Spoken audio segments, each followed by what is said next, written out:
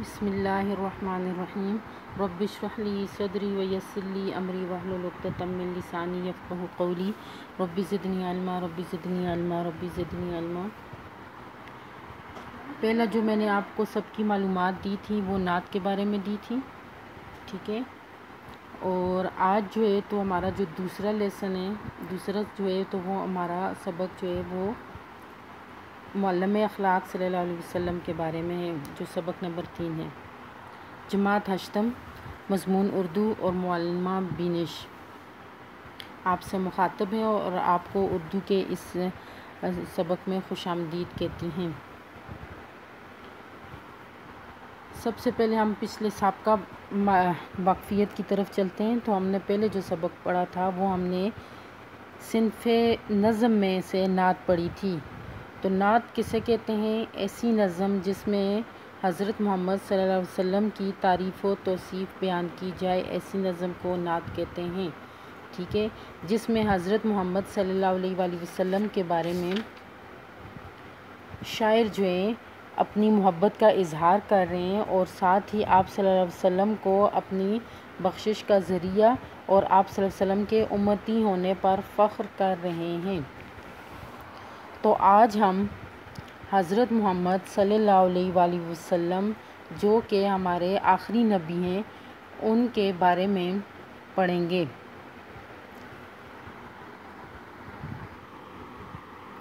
آخری نبی حضرت محمد صلی اللہ علیہ وآلہ وسلم جن کے ہم امتی ہیں اور جن پر قرآن پاک جو ہے وہ نازل ہوا اور ان کو رحمت للعالمین بنا کر تمام جہانوں کے لیے بھیجا گیا اور ساتھ ہی ان کو معلم بھی بنایا گیا۔ معلم کے معنی ہے سکھانے والا، معلم اخلاق صلی اللہ علیہ وآلہ وسلم، ٹھیک ہے۔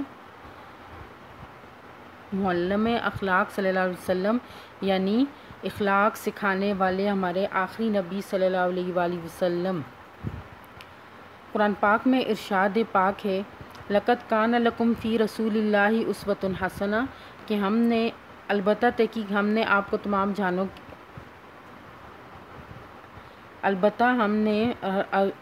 تحقیق حضور صلی اللہ علیہ وسلم کی جو سیرت پاک ہے یہ ان کو اسوہ حسنہ ہے، وہ تمام لوگوں کے لیے بہترین نمونہ ہے، ٹھیک ہے۔ یعنی اے ایمان والو، حضور نبی کریم صلی اللہ علیہ وسلم کی ذات مبارکہ بہترین نمونہ ہے۔ چلیں جی، آج اب ہم اپنے سبق کی طرف آتے ہیں۔ معلم اخلاق صلی اللہ علیہ وآلہ وسلم، ٹھیک ہے۔ معلم اخلاق یعنی اخلاق سکھانے والے ہمارے آخری نبی حضرت محمد صلی اللہ علیہ وسلم جنہوں نے اپنے اخلاق کے ذریعے لوگوں کو بہترین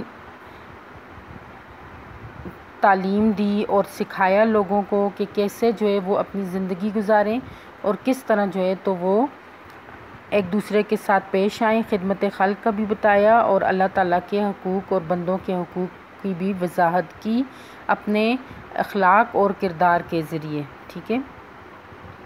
اب آپ ذرا معنی دیکھ لیں، انکساری، عاجزی، تخصیص، خاص، صفت، وصف، ٹھیک ہے، وصف، صفت، اسوہ حسنہ، بہترین نمونہ، تواضع، خاطر مدارت، عفو و درگزر، معاف کرنا، احتراز، بچنا، جلیل القدر، بڑی قدر والا، ایفائے عہد، وعدہ پورا کرنا، مکارم اخلاق، اچھے اخلاق، راست گوئی، سچائی، قربت، قریب ہونا، نصب العین، مقصد، ٹھیک ہے۔ اچھا، ابھی ہم آتے ہیں سبق کی طرف۔ دیکھیں، ہر اچھی اور پاکیزہ عادت کو خلق کہتے ہیں۔ تو خلق کسے کہتے ہیں؟ ہر اچھی اور پاکیزہ عادت کو خلق کہتے ہیں۔ خلق کی جمع اخلاق ہے۔ خلق کس کی جمع ہے؟ اخلاق کی۔ خلق کس کی جمع ہے؟ اخلاق کی، یعنی اچھی خوبیاں اور صفات۔ اب ہم کہیں گے کہ خلق کسے کہتے ہیں؟ تو خلق کہتے ہیں اچھی اور پاکیزہ عادت کو خلق کہتے ہیں، اور اچھی یعنی اچھی خوبیاں اور صفات، اور خلق کس کی جمع ہے؟ اخلاق کی۔ حضرت آدم علیہ السلام سے لے کر حضرت محمد صلی اللہ علیہ وسلم تک دنیا میں جتنے بھی پیغمبر تشریف لائے سب نے انسانوں کو توحید کے ساتھ ساتھ ساتھ اچھے اخلاق کی بھی تعلیم دی. یعنی سب سے پہلے جو تعلیم دی وہ توحید کی دی. سب سے پہلے کس کی تعلیم دی؟ توحید کی، کہ اللہ تعالیٰ ایک ہے اور ہمیں صرف اور صرف اس کی عبادت کرنی چاہیے. اور اس کے بعد جو دوسری تعلیم دی وہ کس کی دی؟ اخلاق کی تعلیم دی. دوسرے انبیاء کرام علیہم السلام کی طرح بھی حضور نبی کریم صلی اللہ علیہ وسلم نے بھی لوگوں کو اچھے اخلاق کی تعلیم دی. جیسے تمام نبی جتنے بھی پیغمبر آئے 1,24,000 سب نے کس چیز کی تعلیم دی؟ توحید کے بعد اچھے اخلاق کی. آپ نے صرف زبانی تعلیم نہیں دی، یعنی آپ صلی اللہ علیہ وسلم نے زبانی تعلیم نہیں دی بلکہ اپنی تعلیمات کا خود ایسا عملی نمونہ بھی پیش کیا. یعنی آپ نے صرف زبانی تعلیم نہیں دی، خود کر کے بھی دکھایا، جس کے متعلق خود اللہ تعالیٰ نے قرآن مجید میں ارشاد فرمایا ہے. ٹھیک ہے، قرآن مجید میں حضور صلی اللہ علیہ وسلم کے اخلاق کے بارے میں اللہ تعالیٰ نے کیا ارشاد فرمایا ہے؟ تو اللہ تعالیٰ نے حضور صلی اللہ علیہ وسلم کے اخلاق کے بارے میں یہ ارشاد فرمایا کہ ایمان والوں کے لیے حضور نبی کریم صلی اللہ علیہ وسلم کی ذات مبارکہ بہترین نمونہ ہے. اسی طرح حضرت عائشہ رضی اللہ تعالیٰ سے کسی نے آپ صلی اللہ علیہ وسلم کے بارے میں پوچھا تو حضرت عائشہ رضی اللہ تعالیٰ نے فرمایا کہ تم نے قرآن نہیں پڑھا. آپ صلی اللہ علیہ وسلم چلتا پھرتا قرآن تھے، یعنی آپ کی جو تمام عمل تھا وہ قرآن مجید کے مطابق تھا. اللہ تعالیٰ نے جو احکامات بھیجے تھے ان کے مطابق آپ ان پر عمل پیرا ہوتے تھے اور اسی کو بہترین نمونہ بھی قرار دیا گیا. ٹھیک ہے، تو قرآن مجید میں حضور صلی اللہ علیہ وسلم کے اخلاق کے بارے میں کیا ارشاد فرمایا گیا؟ ایمان والوں کے لیے حضور صلی اللہ علیہ وسلم کی ذات مبارکہ بہترین نمونہ ہے. ہم سب کو اس بہترین نمونے کی پیروی کرنی چاہیے. کیسے کرنی چاہیے؟ کہ حضور صلی اللہ علیہ وسلم کی احادیث کے اوپر عمل کرنا چاہیے اور ان کے مطابق اپنی زندگی قرآن اور احادیث کو جو ہے مضبوطی سے تھام لینا چاہیے اور ان کے مطابق جو ہے تو اپنے عمل کو ڈھالنا چاہیے اور آپ صلی اللہ علیہ وسلم کے نقش قدم پر چلنا چاہیے. خود آپ صلی اللہ علیہ وسلم کا ارشاد ہے. پہلا جو ارشاد تھا وہ قرآن پاک میں تھا. ٹھیک ہے، وہ اللہ تعالیٰ کی طرف سے تھا کہ آپ صلی اللہ علیہ وسلم جو ہے کی ذات مبارکہ بہترین نمونہ ہے. اب دوسرا کیا ہے کہ اللہ تعالیٰ نے آپ صلی اللہ علیہ وسلم کو مکارم اخلاق کی تکمیل کے لیے بھیجا. ٹھیک ہے، تو اللہ تعالیٰ نے آپ کو مکارم اخلاق کی یعنی اچھے اخلاق کی، مکارم اخلاق کا مطلب کیا ہے؟ اچھے اخلاق کی تکمیل کے لیے، مکمل اچھے اخلاق کی تکمیل کے لیے بھیجا تاکہ آپ لوگوں کے ساتھ اچھے اخلاق سے پیش آئیں، غریبوں کی مدد کریں، مسکینوں کی مدد کریں اور کوئی آپ کے ساتھ برا کرے آپ اس کے ساتھ اچھا کریں، اچھی اور نیکی کی دعوت دیں. تو آپ صلی اللہ علیہ وسلم نے اللہ تعالیٰ کے بتائے ہوئے راستے پر چلے اور جو احکامات آپ کو دیے گئے آپ نے عملاً جو ہے تو وہ کر کے دکھایا. ٹھیک ہے، اور وہی جو ہے ہمارے لیے بہترین نمونہ بھی ہے. اللہ تعالیٰ نے آپ صلی اللہ علیہ وسلم کو جن اخلاق کی تکمیل کے لیے بھیجا تھا ان کا ذکر اللہ تعالیٰ نے قرآن مجید میں فرمایا، جن میں سے چند ایک ہیں. ٹھیک ہے، تو اخلاق کی تکمیل کے لیے قرآن میں کیا ذکر کیا گیا؟ نمبر 1 راست گوئی، ایفائے عید، عفو و درگزر، عدل و انصاف، ہمسایوں کے ساتھ حسن سلوک، مہمان نوازی، تواضع، انکساری، بڑوں کا ادب، احترام، بچوں اور غلاموں پر شفقت، شرم و حیا، ضرورت مندوں کی مدد، سخاوت، ایثار اور صبر و تحمل وغیرہ. حضرت محمد صلی اللہ علیہ وسلم نے صرف ان اعلیٰ اخلاق کی تعلیم دی بلکہ ان کا عملی نمونہ لوگوں کے سامنے بھی پیش کیا. اعلیٰ اخلاق کی تعلیم دیتے ہوئے نبی صلی اللہ علیہ وسلم نے کیا فرمایا؟ تم میں سب سے اچھا وہ ہے جس کے اخلاق اچھے ہوں، یعنی بہترین انسان وہ ہے جو اخلاق میں بہتر ہے. ٹھیک ہے، تو یہ اعلیٰ اخلاق کی تعلیم دیتے ہوئے حضور صلی اللہ علیہ وسلم نے کیا فرمایا کہ تم میں سب سے اچھا وہ ہے جس کے اخلاق اچھے ہوں. بلا شبہ تم میں سے بہتر وہ ہے جو خلق کے لحاظ سے اچھا ہو، یعنی جس کے اخلاق اچھے ہوں. پھر تیسری جگہ انہوں نے فرمایا اللہ تعالیٰ کے بندوں میں سب سے پیارا وہ ہے جس کے اخلاق سب سے اچھے ہوں. حضور صلی اللہ علیہ وسلم نے لوگوں کو جن اخلاق کی تعلیم دی ان کا خود ایسا عملی نمونہ پیش کیا کہ ان کے اعلیٰ اخلاق کی گواہی اللہ تعالیٰ نے قرآن مجید میں یوں دی، بے شک آپ بڑے خلق کے مالک ہیں اور آپ صلی اللہ علیہ وسلم کے اخلاق اہل ایمان کے لیے بہترین نمونہ ہیں. ٹھیک ہے، تو آپ صلی اللہ علیہ وسلم کے اخلاق کی گواہی قرآن مجید میں کس طرح دی گئی؟ قرآن مجید میں ارشاد فرمایا گیا بے شک آپ صلی اللہ علیہ وسلم بڑے خلق کے مالک ہیں اور آپ کے اخلاق اہل ایمان کے لیے بہترین نمونہ ہیں. دیکھیں اخلاق کی تعلیم کے لیے قرآن پاک میں کیا ذکر کیا گیا؟ اخلاق کی تکمیل کے لیے یہ کہا گیا کہ راست گوئی، ایفائے عید، عفو و درگزر، عدل و انصاف، ہمسایوں کے ساتھ حسن سلوک،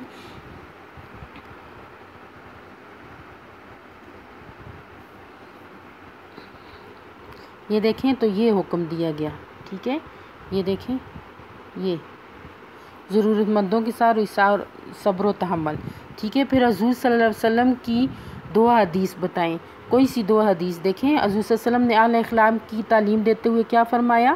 تم میں سب سے اچھا وہ ہے جس کے اخلاق اچھے ہوں، بلا شبہ تم میں سے بہتر وہ ہے جو خلق کے لحاظ سے اچھا ہو، ٹھیک ہے۔ پھر آپ صلی اللہ علیہ وسلم کی اخلاق کی گواہی قرآن مجید میں کس طرح دی گئی؟ تو وہ اس طرح دی گئی کہ بے شک آپ صلی اللہ علیہ وسلم بڑے خلق کے مالک ہیں اور آپ کے اخلاق اہل ایمان کے لیے بہترین نمونہ ہیں، ٹھیک ہے نا۔ پھر آگے دیکھیں، قرآن مجید نے جن اعلیٰ اخلاق کا ذکر کیا ہے ان میں ایک راست گوئی ہے۔ آپ صلی اللہ علیہ وسلم نے لوگوں کو اس کی تعلیم دی کہ انسانوں کو ہر حال میں سچ بولنا چاہیے، کیونکہ جھوٹ بولنا منافق کی نشانی ہے۔ راست گوئی سے کیا مراد ہے؟ یہ دیکھیں، راست گوئی سے کیا مراد ہے؟ راست گوئی سے مراد سچ بولنا ہے، ٹھیک ہے۔ اور جھوٹ بولنے کی کیا نشانی ہے؟ جھوٹ بولنا منافق کی نشانی ہے، ٹھیک ہے۔ منافق شخص جو ہے وہ جھوٹ بولتا ہے۔ حضور اکرم صلی اللہ علیہ وسلم اس قدر راست گو تھے کہ نبوت سے بہت عرصہ پہلے ایک اہل مکہ والے آپ کو صادق کے نام سے پکارتے تھے، یعنی سچے۔ آپ صلی اللہ علیہ وسلم کے بدترین دشمن بھی آپ کی راست گوئی کا اعتراف کرتے تھے۔ ابو جہل آپ صلی اللہ علیہ وسلم کا سخت ترین دشمن تھا۔ ایک مرتبہ کسی نے اس سے پوچھا کہ ابو جہل بتا کہ مسلمانوں کا نبی سچا ہے یا جھوٹا؟ نعوذ باللہ۔ ابو جہل نے قسم کھا کر کہا بے شک محمد صلی اللہ علیہ وسلم سچا ہے، کیونکہ اس نے کبھی جھوٹ نہیں بولا۔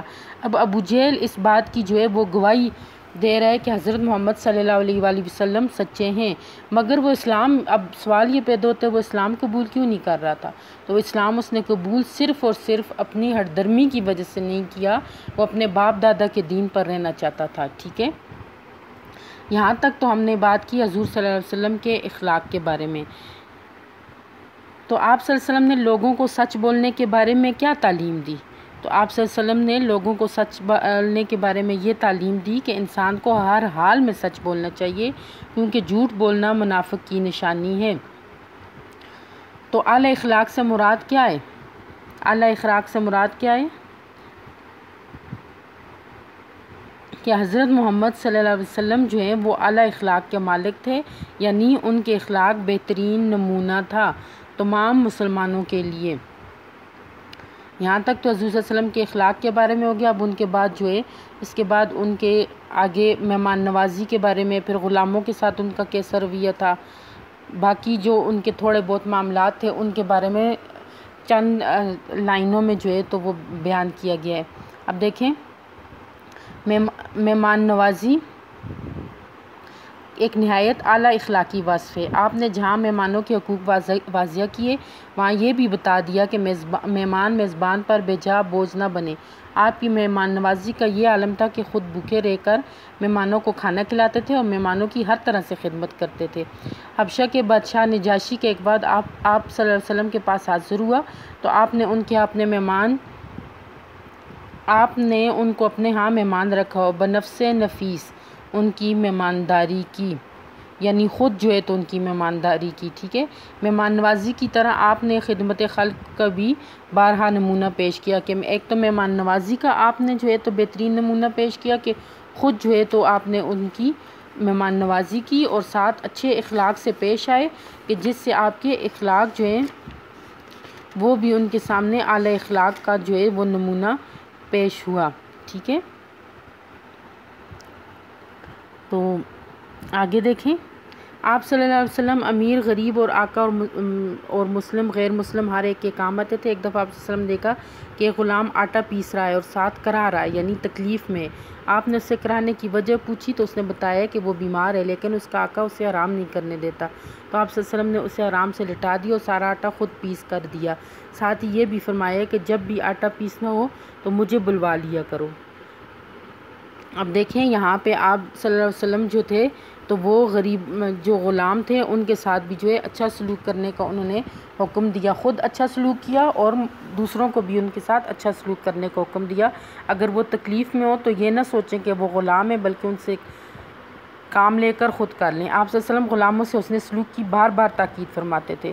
آپ صلی اللہ علیہ وسلم جو ہیں غلاموں کے بارے میں آپ نے کیا فرمایا، یعنی ان کے ساتھ حسن سلوک کرنے کی بار بار تاکید فرمائی۔ آپ کا ارشاد گرامی ہے، جیسا خود کھاؤ انہیں بھی کھلاؤ، جیسا خود پہنو انہیں بھی پہناؤ، اور ان میں سے ایسا کوئی کام نہ لو جو ان کی طاقت سے زیادہ ہو۔ آپ نے حضرت بلال رضی اللہ تعالیٰ عنہ جو ایک حبشی غلام تھے، ایسی قربت اور عزت عطا فرمائی کہ حضرت عمر رضی اللہ تعالیٰ عنہ جیسے جلیل القدر صحابی بھی رشک فرمایا کرتے تھے۔ یعنی بلال رضی اللہ تعالیٰ ایک حبشی غلام تھے، مگر جب آپ صلی اللہ علیہ وسلم نے ان کو خریدا تو آپ صلی اللہ علیہ وسلم نے ان کے ساتھ غلاموں جیسا سلوک نہیں کیا، بلکہ ان کو بھی وہی درجہ دیا جو انسانوں کو دیا جاتا ہے۔ آپ صلی اللہ علیہ وسلم کے حسن سلوک اور احترام انسانیت کی معراج یہ تھی، یعنی اس کی بلندی۔ حضرت انس رضی اللہ تعالیٰ عنہ نے 10 سال آپ کی خدمت کی، لیکن آپ صلی اللہ علیہ وسلم نے ایک بار بھی ان سے سختی سے بات نہیں کی، ٹھیک ہے۔ آپ صلی اللہ علیہ وسلم بیماروں کی، اب پہلے ہم نے مہمانوں کے بارے میں پڑھا تھا، مہمان نوازی کے بارے میں، پھر غلاموں کے بارے میں، اب ہم بیماروں کے بارے میں۔ اور آپ صلی اللہ علیہ وسلم بیماروں کی بیمار پرسی فرماتے، یعنی ان کی خود جو ہے تو ان کی تیمارداری کرتے تھے اور اس کی تلقین بھی فرماتے۔ اس سلسلے میں اپنے بیگانے مسلمان یا غیر مسلم کی کوئی تخصیص نہیں تھی، یعنی کوئی خاص نہیں تھا، مسلم ہو یا غیر مسلم۔ ایک عورت آپ صلی اللہ علیہ وسلم پر کوڑا پھینکا کرتی تھی، ایک دن وہ بیمار ہوگی، جب آپ نے دریافت کیا کہ آج اس نے کیوں نہیں پھینکا تو آپ کو بتایا گیا اور آپ جو ہے فوراً اس کی تیمارداری کے لیے چلے گئے، یعنی آپ مسلم غیر مسلم نہیں، ہر کسی کی تیمارداری کرتے تھے۔ جب بھی کسی کی بیماری کی خبر سنتے تو عیادت کے لیے چلے جاتے، بیمار کے پاس بیٹھتے، اسے تسلی دیتے اور صحتیابی کے لیے دعا فرماتے۔